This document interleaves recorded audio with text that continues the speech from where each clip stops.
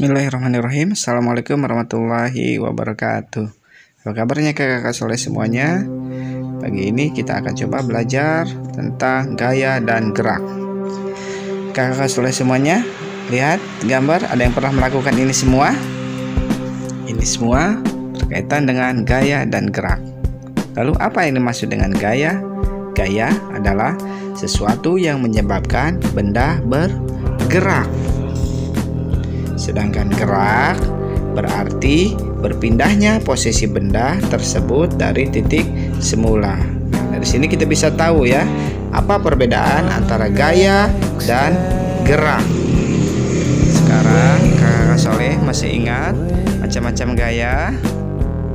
Iya, bagus. Satu, gaya gravitasi, kemudian ada gaya gesek, gaya magnet, gaya listrik, gaya pegas, dan gaya otot. Gaya gravitasi adalah gaya tarik bumi terhadap benda-benda yang berada di permukaan bumi. Gaya gravitasi bermanfaat untuk menjaga semua benda berada dalam posisinya, tidak melayang. Gaya gesek adalah hambatan yang dihasilkan jika permukaan dua benda bertemu dengan berlawanan arah. Gaya magnet adalah gaya yang ditimbulkan oleh pengaruh magnet terhadap suatu benda. Gaya otot adalah gaya yang disebabkan adanya pergerakan otot manusia ataupun hewan. Gaya listrik adalah gaya yang ditimbulkan oleh aliran muatan negatif suatu benda. Gaya pegas adalah gaya yang dihasilkan oleh kerja benda elastis. Lalu kakak soleh semuanya, apa pengaruh gaya terhadap benda?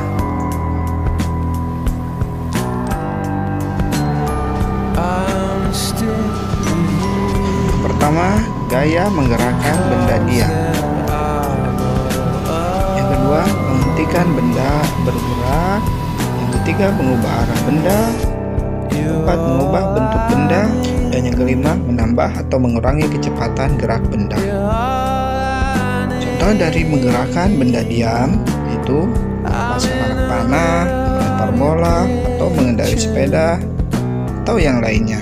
Atau dari menghentikan benda bergerak, misalkan mengerem laju motor saat lampu merah menyala, atau seorang kiper menangkap bola yang ditendang oleh lawannya.